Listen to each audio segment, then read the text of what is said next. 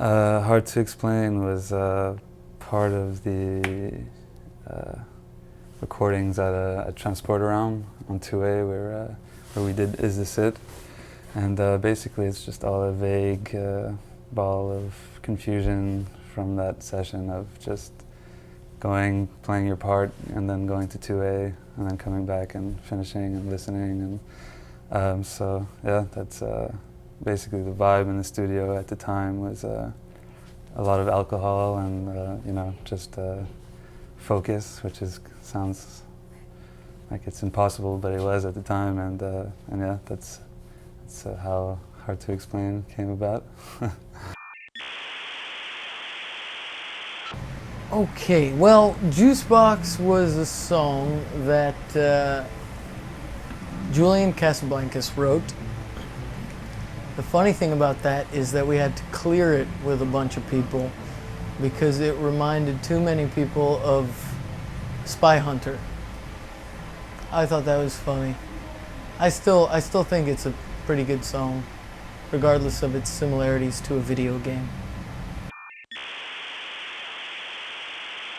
New York City Cops, I remember we needed, I think, a full album, 11 songs, so I remember it was an intense session in the studio of just kind of getting it done as good as possible, but also as quick as possible, on 38th Street where we have our rehearsal space.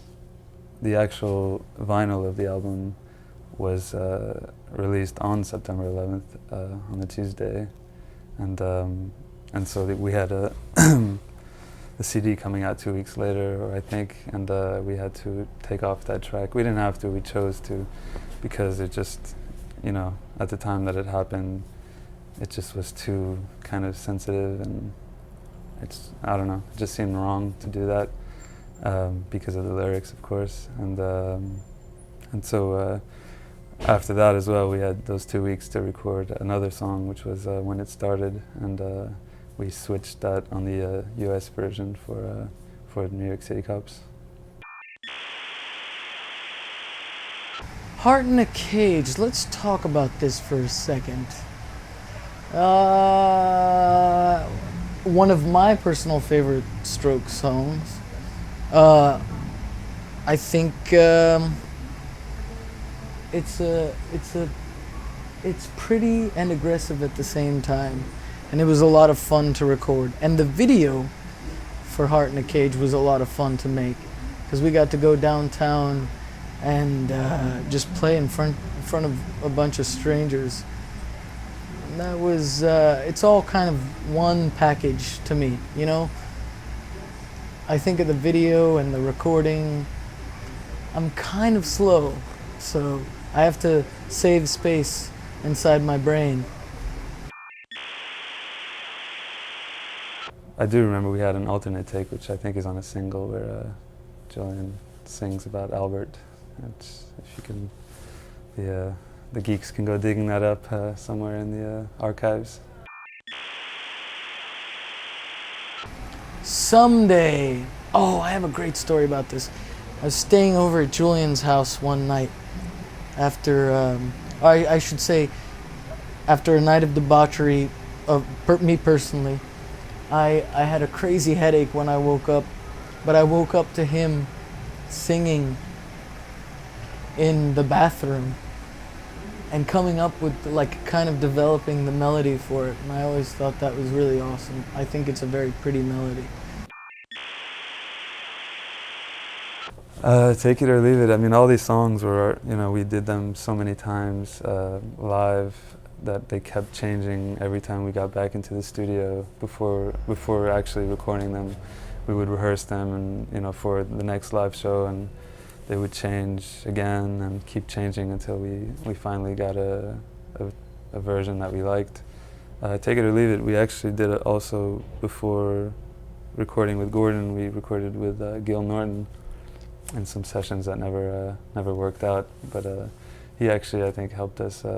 He cut out a part, and it was kind of like, oh wow, that works better. And you know, so just along the way, every song took so many different mutations that the final product ended up on Is This It? What is there to be said of Reptilia? I don't know, I feel like... Well, that was my favorite song off of... what was the name of the second record? Room on Fire. That was my favorite song. I like to play that song live. I think it was a mistake for us not to have that as the first single, but that's just me. 1251 was Nick was messing around with the tone on his guitar. 1251, he had this tone that his tone was all the way down, like low, so we had to really put the volume all the way up. And I think while we recorded that, we blew about an amp every couple of hours, trying to get that kind of keyboard synthesizer sound on the guitar, and that's all I remember of that. The Modern Age. That was the song that I kind of... This was a very particular answer. But I think that was the first song where Julian and Nick and Albert and Nikolai all kind of looked back at me and said, if you're gonna be a drummer, you might as well hit hard. And I was just like tapping away, tap, tap, tap, tap. And they're like, make this count for Christ's sake. And I learned how to try to hit hard, at least, if anything.